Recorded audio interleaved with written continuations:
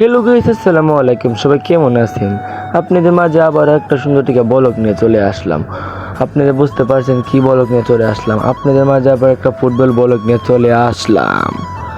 এবার চলে আসলাম আমাদের রাস্তায়, মেন রোডে যাবো। একবার আমাদের স্টেডিয়ামের সামনে এসে পরে মাঠে ঢুকলাম। আইসালারি মাত্র একটার সময় আসলাম। একটার সময় আইসা দেখি যে পরিমাণ দর্শক মাঠে, আমি তো দেখি জায়গা পাই না, ঘুরতে ঘুরতে যাই পাই না হাঁটতে হাঁটতে গেলাম সামনের দিকে গেলাম একটু সামনে তো দেখি পাইস উন্ডার আর হলো পিরিচ খেলা হইলো। আজকার টিম হইলো শাহজাদপুর একাদশ বনাম বানেশ্বর একাদশ।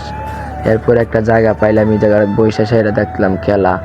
দেখেন যে পরিমাণ দর্শক মাঠে, আমি তো প্রথম দর্শক পাইবই না।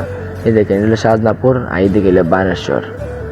আর এখন জাতীয় সঙ্গীত গাইয়া সাইরা পরে বম টম পোটাইয়া সাইরা কিছুক্ষণ পরে আবার খেলা আরম্ভ হয়ে যাবে। এরপরে দেখেন যেই দর্শক এখন জাতীয় সঙ্গীত গেছে, এই দেখেন খেলা শুরু হয়ে গেল।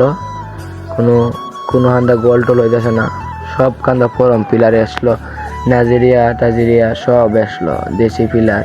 এই দেখেন দর্শক, আপনাদের মাঝে দর্শক দেখাই। দেখেন এটা হলো মাধবপুরের আধুনিক স্টেডিয়াম।